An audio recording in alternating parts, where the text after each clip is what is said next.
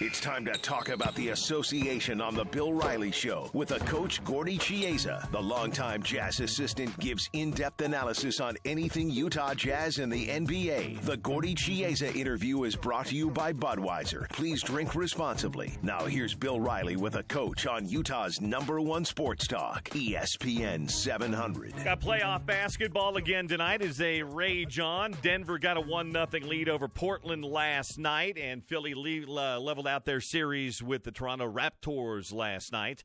Tonight, you've got a couple of games on the docket. Golden State going for a 2-0 lead. And, of course, the other game, Milwaukee trying to get one back at home against Boston, who hammered them pretty good in the opener. Talk about that and a bunch of other things with a good friend, Gordon Chiesa, who joins us right now, NBA Insider, presented by Budweiser. Hey, Gord.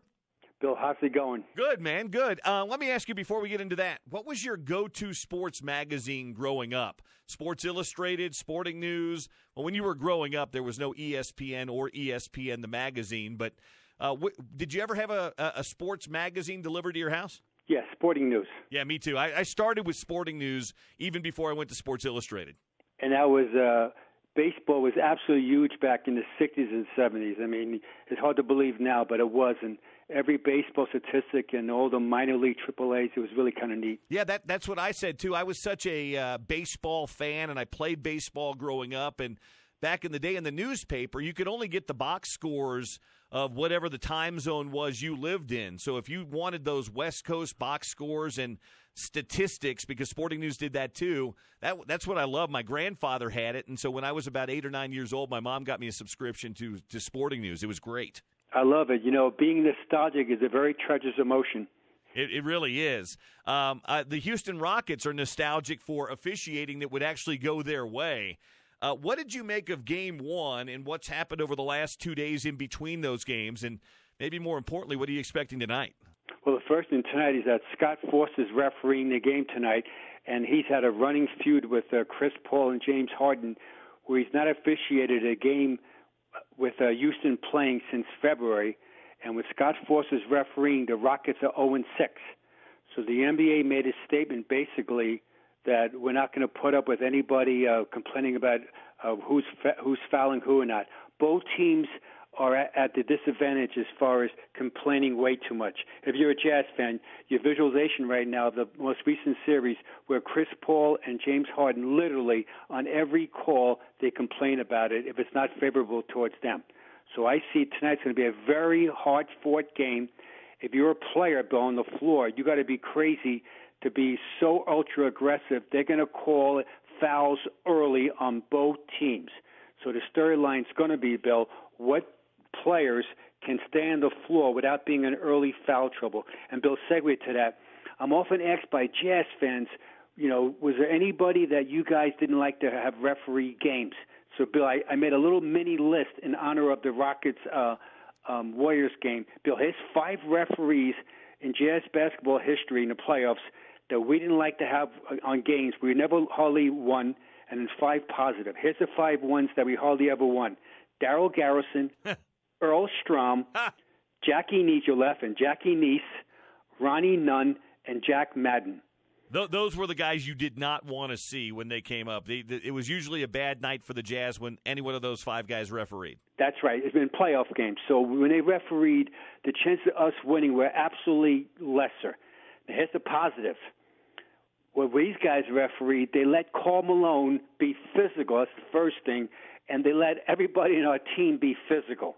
So that's part of the narrative. They were in any order: Jess Kersey, Jake O'Donnell, Huey Evans, Joey Crawford, and Danny Crawford. So you didn't mind seeing Joey Crawford? Absolutely, unequivocally not, especially, Bill, on a road game. Oh, Joe used to take control of the whole building.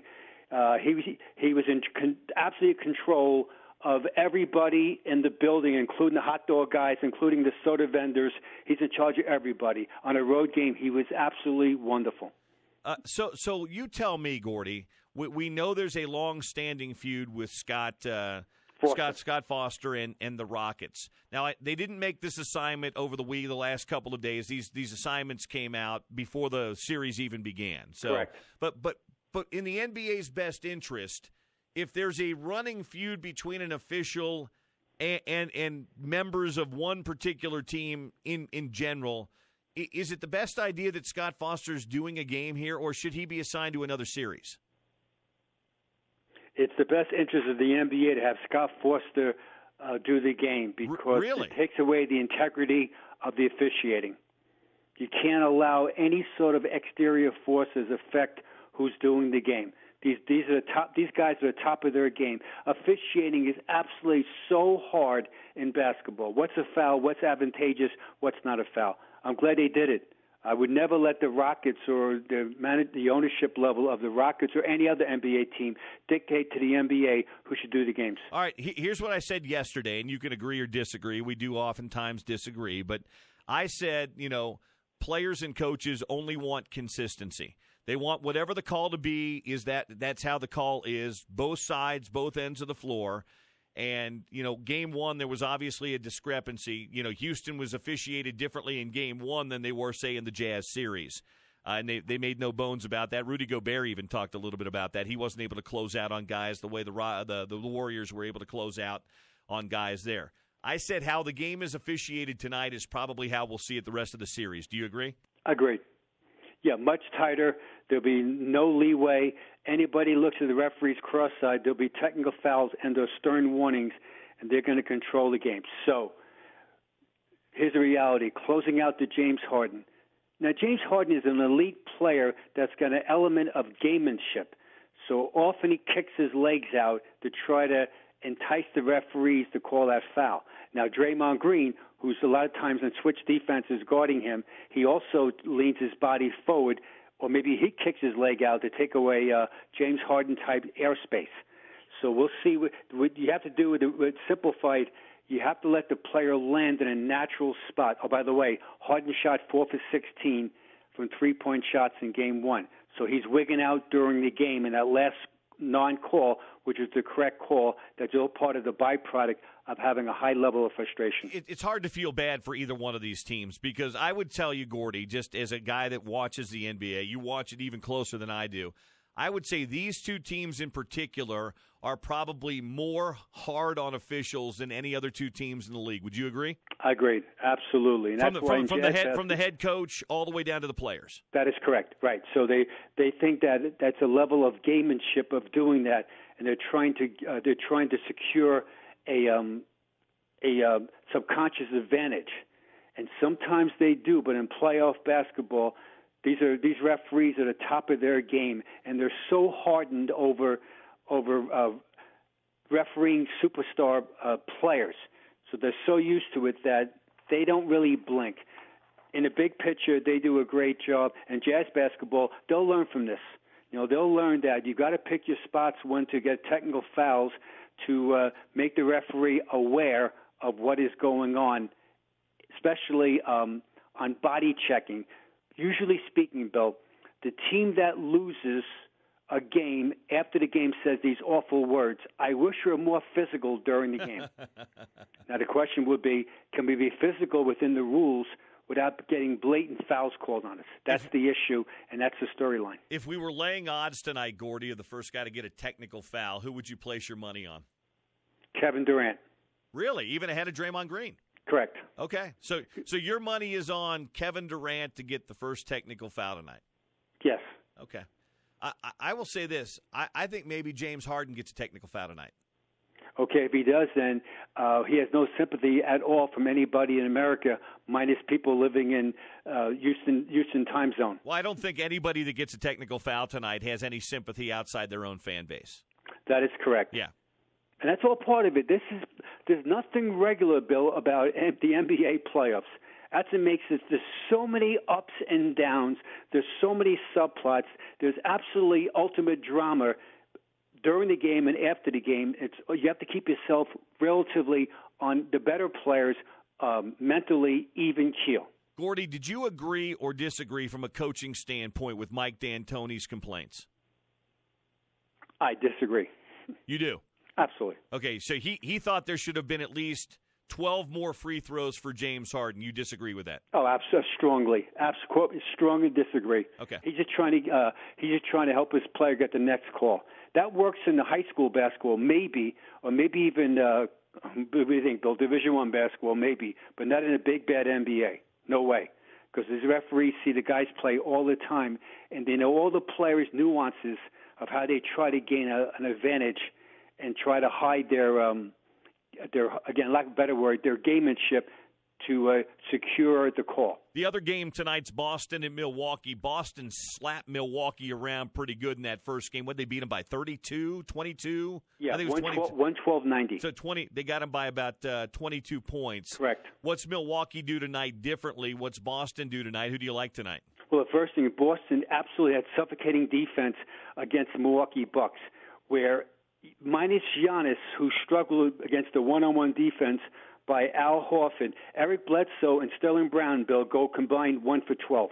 So there's no way you can win if your backcourt shoots 1 for 12. I like the Milwaukee Bucks because they know they've got to play harder, and they are the more desperate team. Now, a sub-note to that, Malcolm Broderick, who you and I really like, he's been out, he's missed 24 games. He might come back possibly tonight, and if not, on Friday night in Boston. He has a plantar fasciitis tear in his right foot. He is practicing. So we'll see if they use him tonight as a starter or if off the bench, or definitely on Friday in Boston. Now, add to that, Curry was absolutely great. He was dominant. He gets 26 points. Al Horford, Bill, 20 points, 11 boards, 3 blocks, 3 assists.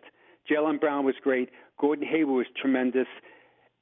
But I do like the Bucks winning this game to regroup, to go up to tie it up 1-1. So Boston's up 1-0. That game's at 6, and Houston Golden State at 8:30 tonight. Houston trying to level that series there. Anything jump out at you from last night? It appears that for Denver, they've got a better matchup with Portland than maybe they even had with San Antonio. They looked much more at ease and comfortable in their offense and defense last night. Oh, very much. Also, at home, they're the most dominant team at home in the NBA as far as their record, 34-7 at home. They played like that.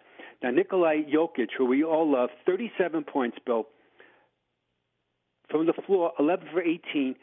From the foul line, 12 for 12, 9 rebounds, 6 assists, 3 steals, and 2 blocks. That's the good part for him. He's being guarded by Enes Kanter, who played slightly better defensively in the first round. Now, I know he has a bad shoulder, so I'm going to give him a temporary hall pass, but his defense was absolutely non-existing, and also a defense by Zach Collins, a young guy from Gonzaga, a second-year player. They couldn't guard him, and also Myers Leonard. So the matchup is absolutely advantageous to Jokic. Now, Enes Kanter gets 26 points, but, Bill, he has no steals, no blocks, and no assists. So they relied on, they tried to outscore the Nuggets, the Blazers. Damian was great with 39 points, but Mo Harkless and Amino gets 4 points total. So if they're going to win that series, they've got to get better defensive mentality to try to slow down Jokic, Jamal Murray, and the former Jazz man Paul Millsap as far as the matchup, because you can't beat Nuggets if you don't try to defend them. Well, they killed him with a pick and roll last night, Gordy. They killed him, and it was something that really Oklahoma City never tried to do. They played more hero ball, where Denver, they put Jokic in that pick and roll and just destroyed Kanter and Collins and those guys. Yeah, very much, and that's the formation right now. So what you've got to do then, you have to get the ball. First, I wouldn't switch. I keep body on Jokic. I'm not switching off on him and throw back to Jokic, who's really actually an accomplished passer. Yep. So you've got to, and Jamal Murray isn't really a speed merchant. Even though he's a good player, he's not really a downhill driver. He's more crafty. So they got to figure it out. Also, the Blazers, Bill, last night, they get 18 turnovers. They commit. And if you're in a road game with 18 turnovers, the chances of winning are dramatically lesser. So you've got to figure it out. So we'll see if they can do that. The next game, which is going to be Game 2, is going to be in Denver on Wednesday night. All right, let's talk some free agency for just a minute here, Gordy. Dennis Lindsey last week talked about upgrading, getting some snipers, things like that. I put together a little wish list of some players. I was dreaming big when I did this. I don't know if they could get both, but I'd love to see them target and see what they could get. First of all, I threw a poll question up today. I'd be curious. If you were prioritizing by position what the Jazz should have on their shopping list this year, how would you prioritize point guard, wing scorer, stretch four, or other? I threw that up on a poll question, but what should be at the top of the Jazz summer shopping list this summer? Point guard. Okay, that's 51% of people are saying point guard. What's next? Shooter. So, Wingman. Wing scorer, shooter? Yes. And then stretch four, third? Yeah, stretch four, correct. Okay, that's how it goes. 51% of people saying point guard, 37% are saying wing scorer, and 11% are saying stretch four. But in that point guard, you need a guy that can do more than just handle the ball. You need a guy that can shoot as well at point guard, right? Well, score the ball. Your answer is shoot. Score, the ball shoot. Yeah, exactly. And create off the dribble. So, again, here's the point guards that are out there. I'm not going to comment until we go further on it. Okay. Kyrie Irving, Kemba Walker, Darren Collison, Malcolm Broderick, D'Angelo Russell, Elfrid Payton, Terry Rozier, DeLon Wright, Jeremy Lin, Isaiah Thomas of the Nuggets, formerly of the Celtics. Those are the main guys that are out there. All right, I like a few of those guys. On my dream big list, I've got Kemba Walker. I would love to see the Jazz make a big-time play. I don't know if he would have any interest here, but I'd love to see them take a shot at Walker. I know that would give you a rather small backcourt, but it would give you, I think, a very dynamic backcourt with Walker and Donovan Mitchell. Agree or disagree? I agree 100%. And remember, Donovan has good length, so Donovan plays bigger than 6'3". Yeah, he's got that wing. He's got that crazy 6'3" wings. That wingspan of his Correct. is crazy. That's a dream big list. I also like a lot, again, a couple of other guys you mentioned. I love Terry Rozier. I don't know what his future is with the Boston Celtics, but I would love to see a Louisville backcourt back together. Your guy Rick Pitino's guys. I wouldn't mind seeing a Rozier and Donovan Mitchell backcourt. You could get Rozier cheaper than you could get Kemba Walker, and then you could go after something else. My question for you, I like Malcolm Brogdon a lot too. Restricted free agent, but not making much money in Milwaukee. They like him too. Could you play Malcolm Brogdon because he's 6'5"? Could you play him on the wing? You could, but he's more effective with the ball. So the answer, Okay. You could, sure. He's a versatile player. He could play 1, 2, and even 3. That was my thought, because to me it's 6'5". Maybe you get a point guard and get Malcolm Brogdon, who's a terrific shooter, a wonderful shooter. You play him out on that wing, then maybe it's almost like a 3-guard lineup that you're playing if you got a point guard to go with Brogdon. That is correct. And one thing about Terry Rozier, he's restricted. So he's lockstep with Kyrie Irving. So, for example, just say for the narrative, if Kyrie Irving leaves to go pick a team, you want to say New York, you want to say Right. Clippers, you want to say Lakers. Right. If he does, then the Celtics would never let Rozier leave. So they would probably bid against themselves, but they're willing to do that to keep him in-house because he's a good young talent.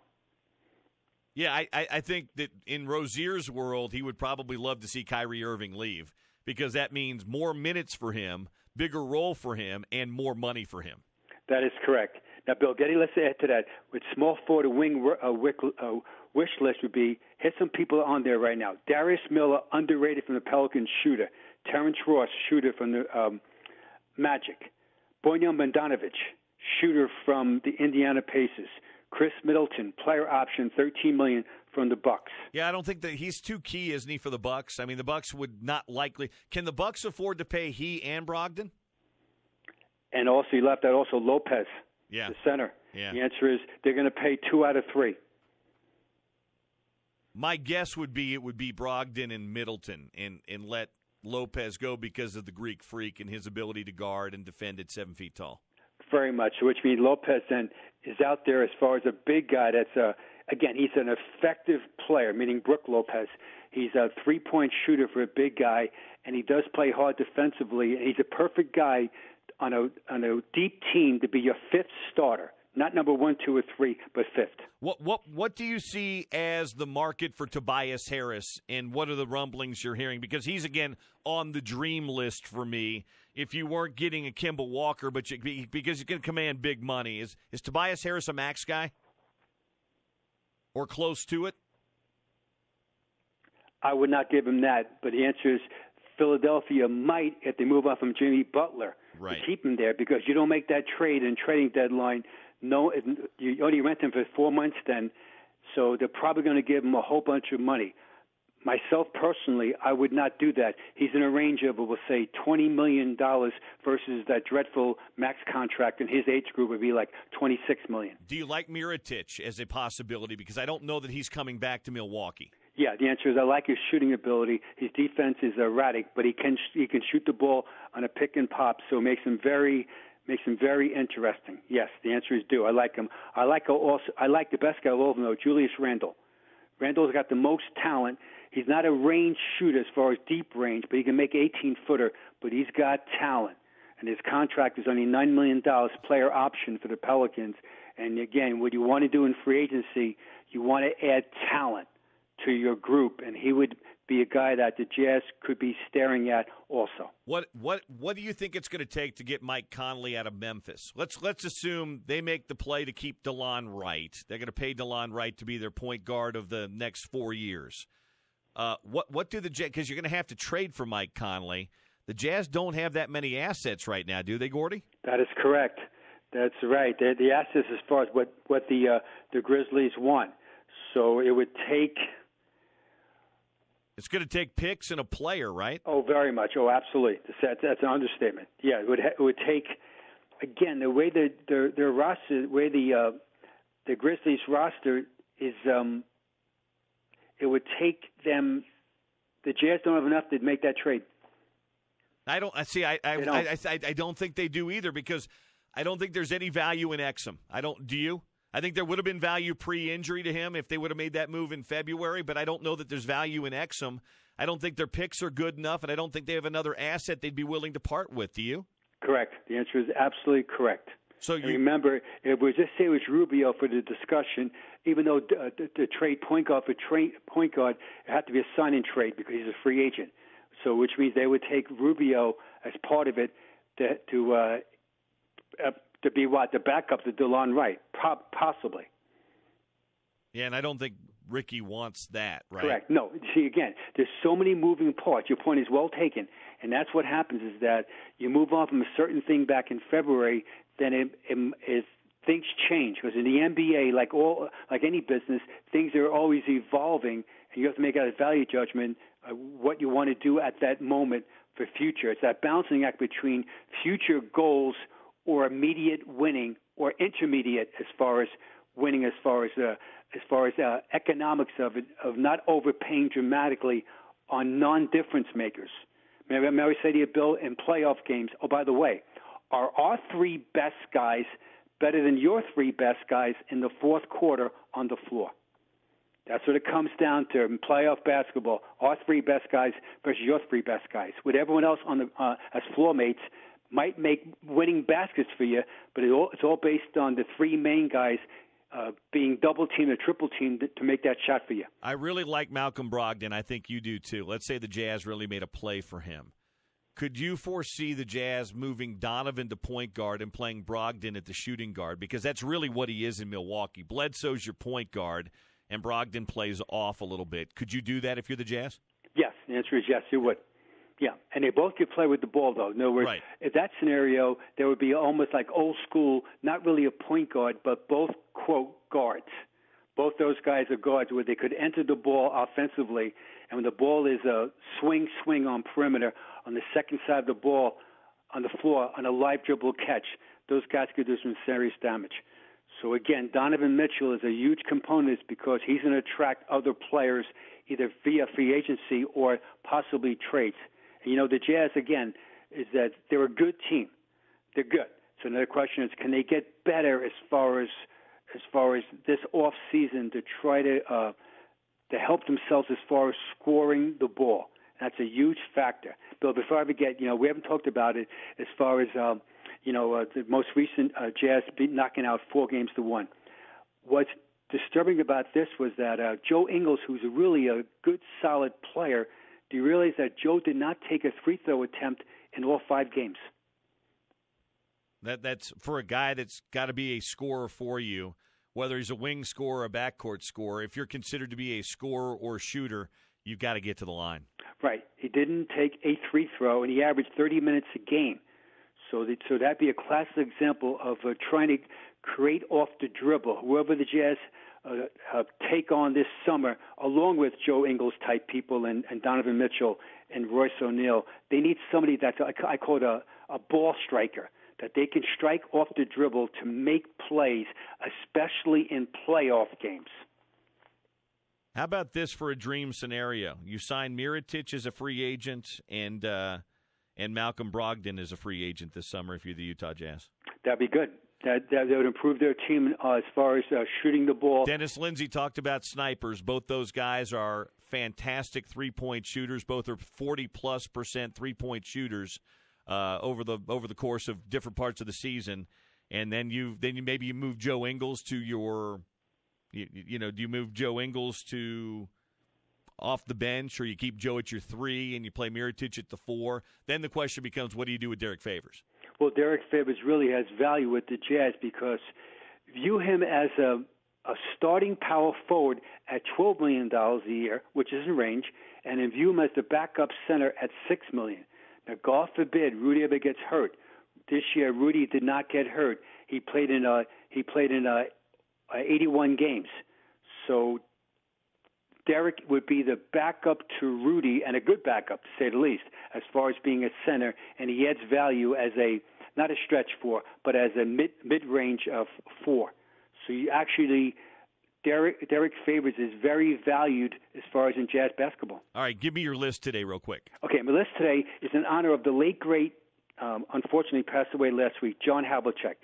These are the players in NBA history, Bill, to be selected for at least 8 All-NBA teams and 8 All-Defensive teams. So 8 and 8. And add to this, the first year of the All-Defensive team in the NBA was recognized as a statistic and as a category with the 1968-69 season. So which means that was Bill Russell's last year playing, and Wilt retired in 72-73. So we don't know how these guys would have made that list every time. It's only 10 players. Here they are. Chris Paul, Kevin Garnett, Gary Payton, Akeem Olajuwon, Tim Duncan, David Robinson, Kobe Bryant, the late great John Havlicek, Kareem Abdul-Jabbar, and Michael Jordan. So only 10 players in NBA history to make all NBA at least 8 times and all defensive team at least 8 times, which means these guys are all unbelievable two-way players. That's a hell of a list right there. Yeah, just think about it. And when Duncan was great, Olajuwon was great, Havlicek was absolutely great, Michael was the greatest, Peyton was great, Chris Paul, I know we're talking about him today, but when he was younger, he absolutely was a tremendous two-way player. Garnett was great, the whole group. He was that's just a fantastic list, and Havlicek was, I know, one of your all-time favorites. He scored 26,000 points, Bill, without ever running a play from. It's the most amazing thing. And I'm not exaggerating, just saying that. That's Gordy Chiesa. He'll be watching basketball tonight. He will be in studio with me next week. We'll talk NBA basketball for an hour. Thanks, Gord. Thanks, Bill. Peace out. There he is, my man, Gordy Chiesa, presented by Budweiser today, right here on the Bill Riley Show. We are well due for a break. We'll take it now, be back on the other side here on Utah's #1 sports talk, ESPN 700.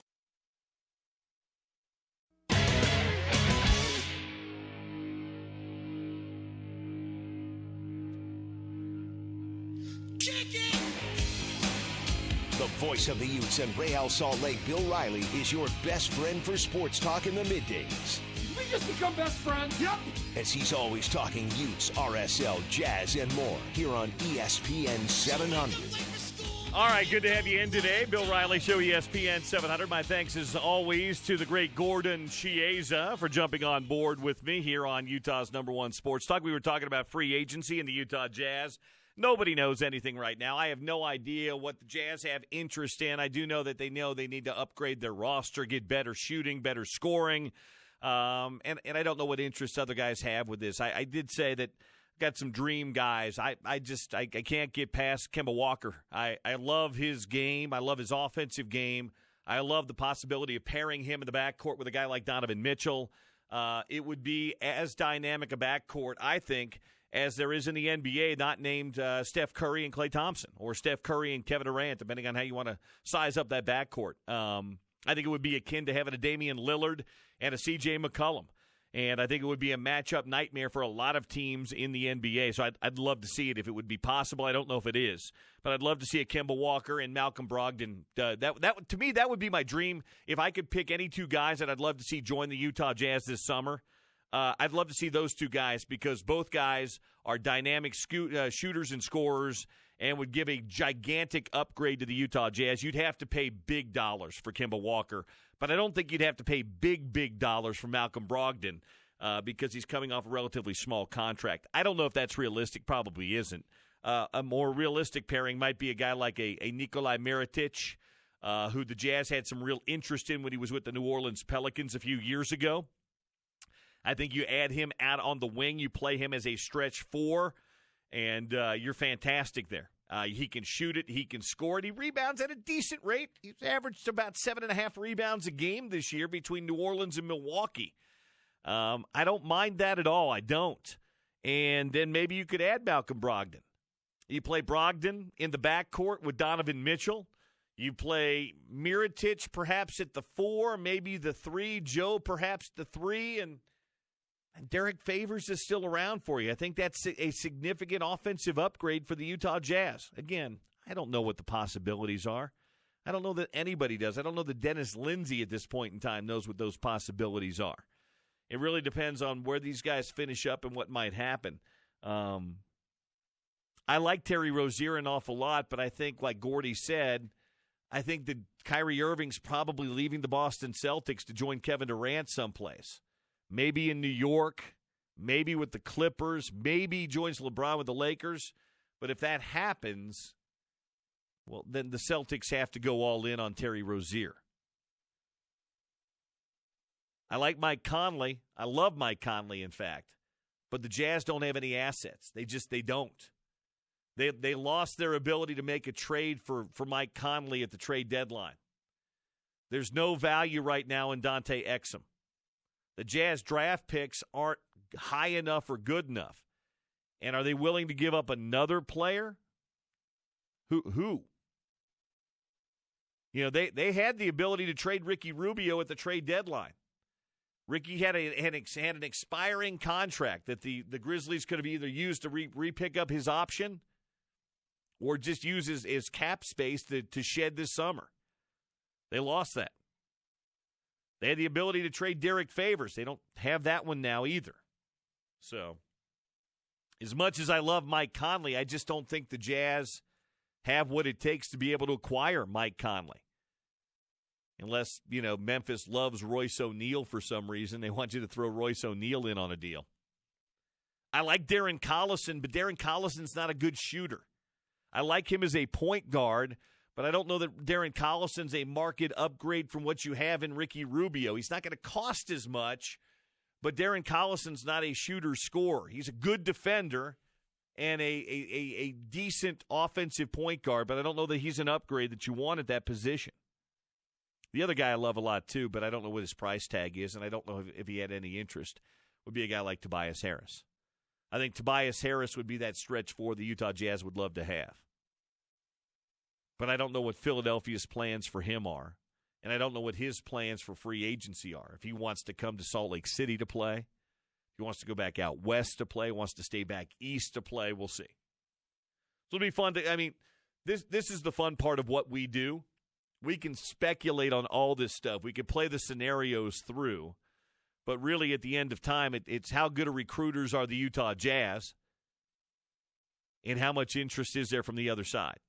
The Jazz will have money to spend, and I don't think, contrary to what some of the folks said on Twitter and on text, I don't think the Millers are going to be traditionally cheap and prevent Dennis Lindsey from upgrading his roster. Because you're now in a time frame in a day and age where you have to show Donovan Mitchell you are now serious about upgrading your roster. You have to show Donovan Mitchell that you want to keep, because Donovan Mitchell loves it here, but Donovan Mitchell's not tied to this community. He's not from here. If you don't show Donovan Mitchell the love and the ability to upgrade your roster, or at least give it that old college try, the ability to keep him here long term will be like it was Gordon Hayward, perhaps. Though they are different guys, very different guys. So updating the poll results, Twitter poll results. I asked you guys today, with the Jazz shopping list, as Dennis begins to put together his summer shopping list for free agency, what should be at the top? 51% of you are saying point guard should be at the top. Do not disagree. Wing scorer, 37%, stretch 4, 10%, and 2% for the other. I just get a big smile on my face when I think of the possibility of Kemba Walker and Donovan Mitchell playing together in the backcourt. I love watching the Portland Trail Blazers because I love watching Dame Lillard and C.J. McCollum. Their ability to interchange, to initiate offense, to score the basketball, it's fantastic. Those are fun teams to watch. Whether you love them or hate them, the Warriors are that way too when you've got Steph Curry and Klay Thompson. Different, I understand. But the ability to score and initiate offense in that backcourt's phenomenal. How much fun would that be if you were a Jazz fan? Night in and night out watching a guy like Kemba Walker play alongside of Donovan Mitchell. Be a blast. Now somebody get on the blower and tell Kemba we want him out here in Salt Lake City, right? Keep voting on the poll question, too. It's up on the website at ESPN 700Bill. That's at ESPN 700Bill. I did throw up another poll question about 40 minutes ago, just based on what we talked about at the end of last hour. I want to know, what was your go-to sports magazine growing up? Was it Sporting News? Was it Sports Illustrated? Was it ESPN the magazine? If you're of a certain age, it might have been ESPN the magazine. We found out today ESPN the magazine will be no more as of September. Or maybe it was something else. I've had a few people tell me Sport Magazine. I remember Sport Magazine.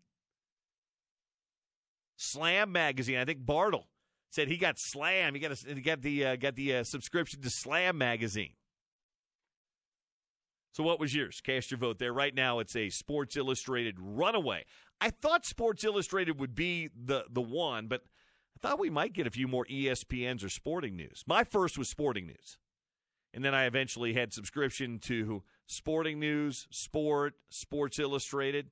And I've had an ESPN the magazine subscription for a long time, but it's really because I'm an insider. I pay for that insider subscription, and you get the free magazine every month with that. So that will be going away. My mailman will be happy about that in the very near future. All right, just a reminder, Tour de Brutaw coming up this weekend.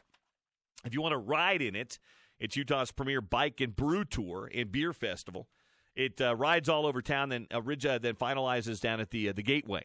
You can get your tickets for Tour de Brutaw at tourdebrutaw.com or go to our website for more information, ESPN700sports.com. To ride in the event, you've got to be 21, but to hang out at the local beer fest afterwards, it's all ages. Everybody's welcome, and you can head down there for food, for beer, for music, all that good stuff coming up at the Gateway on Saturday from noon till 7. Come back on the other side and give you a hockey update. 60 seconds of Stanley Cup hockey next here on ESPN 700. It's time to talk puck on the Bill Riley Show. It's the Stanley Cup playoffs in 60 seconds here on ESPN 700. We'll circle the North American playoff ice faster than an overtime line change. Let's get to it here on ESPN 700. Bozak controls the puck, calling for it at the left point with Colmeister. Back behind the net, Maroon with it, out in front with a shot. He celebrates, he scores! Pat Maroon beating Ben Bishop with 1:38 remaining. The Blues go back on top. Yes, indeed, the Blues on top, and they lead that series against the Dallas Stars 2-1. Stanley Cup in 60 tonight. You've got Boston at Columbus. That series tied at 1 apiece. 5 o'clock face-off tonight on NBCSN. And then my good friend, Jeremy Worrell from Uinta Brewing, he'll be locked on his TV tonight as the Avalanche, his Colorado Avalanche, take on those old men in San Jose. That series 1-1. That goes at 8 o'clock tonight on NBCSN. Stanley Cup playoffs in 60. We'll do it every day throughout the remainder of the Stanley Cup playoffs right here on ESPN 700. There we go. There's your horn, and that's your Stanley Cup in 60. Yeah, good win last night for the Blues. Read something yesterday, and that is kind of true. Now, I went to college, and my best friend in the world and a few of my roommates, after I moved out of my fraternity house in college, were all from St. Louis. Huge Blues fans. And they lived and died. This was when Brett Hull and Brendan Shanahan and those guys were all playing for the St. Louis Blues in the late 80s and early 90s. And so they lived and died at the old Checker Dome in St. Louis. Now they play, I don't even, it was Scott Strait Arena for a while. I don't know what it is now, but think about this, though. Somebody, Ted, tweeted this out. They are kind of a nondescript sports franchise. They've always been good, but they very rarely have ever been great. Don't usually miss the playoffs, but don't usually go super deep in the playoffs either. Kind of a nondescript sports franchise when you think about it. When you think of the St. Louis Blues, what do you think about? Brett Hull, maybe? It's been 20 years since Brett Hull played for the St. Louis Blues. I mean, you think about that. I mean, Wayne Gretzky had a cup of coffee, too, at the end of his career with the St. Louis Blues, too. But you think about it, they're kind of not. I mentioned Shanahan and Hull, but that was like circa 1992 or 93. Anyway, maybe they'll change that this year. Maybe they'll make that run deep. Maybe they'll hoist Lord Stanley's Cup in the gateway city of St. Louis. We'll see. 2-1, though, they lead the Dallas Stars right now, and the Blues are they are huge in St. Louis, though they are not the Cardinals. That is a baseball town through and through. Anyway, that's your 60 seconds of Stanley Cup hockey. Speaking of St. Louis and a Blues fan, Dennis Dodd's going to join us coming up here in a couple of minutes. Dennis lives in Kansas City, but I think he must have grown up in St. Louis because he is a huge St. Louis Blues fan. I don't know how much hockey we'll talk with Dennis, but we will talk some college football. And we were talking about this earlier today. The Utes are getting a lot of preseason love. They really are. Dennis came out yesterday with his preseason top 25, post-spring football top 25. It's not way too early anymore because most rosters are set. And not a whole lot's going to change on anybody's roster between now and August. It's just kind of set. We've seen spring football, but Dodd put Utah at number 10 on his CBS Sports preseason college football poll. That was the second team, by the way, in the Pac-12. He had Oregon at number 10. Stuart Mandel, our friend from The Athletic, came out this morning with his preseason post-spring top 25, and Stuart had Utah at number 12 as well, and they were the top Pac-12 team. He had Oregon down a few spots, and then he had Washington a few more spots down from there. And the other guy that's had Utah pretty highly ranked is Brett McMurphy. He had him at actually number 10 as the top Pac-12 school. So we'll talk a little bit about that, some spring football stuff and some other stuff. Dennis is down in Phoenix. They're having the Pac-12 spring fling right now in Phoenix. And, Mitch, did you say you think he's working on a feature on Kyle Whittingham or doing something with Utah football? Yeah, he talked to Kyle Whittingham yesterday, he told me, and he had a conversation with Whittingham that he might be putting together a piece here in the coming weeks. All right, so there you go. He's probably getting a lot of content because this is coming to that slow point in the college football season where he's probably spending a week down in Phoenix to put together a lot of advanced research for probably 4, 5, 6, 7 pieces that he'll have run over the course of the next couple of months. So anyway, Dennis Dodd will join us coming up. We'll do a little topical trivia coming up in a bit. We'll have a gift card from Freebird's World Burritos and a 4-pack of tickets to see Real Salt Lake and the Portland Timbers coming up on Saturday at Rio Tinto Stadium. 7 o'clock start time against the Timbers. Big soccer weekend, by the way. You've got the Utah Royals playing Friday night at the stadium. And then you've got Real Salt Lake playing on Saturday night at the stadium. So if you're jonesing for a little soccer this weekend, weather should be pretty good. You can see Laura Harvey's team on Friday night and Real Salt Lake on Saturday night. Tickets available at rsl.com or 844-REAL-TIX. That's 844-REAL-TIX. So there you go. All right, let's take a quick timeout. We'll come back on the other side. Talk some college football with our buddy Dennis Dodd straight ahead right here on Utah's #1 sports talk, ESPN 700.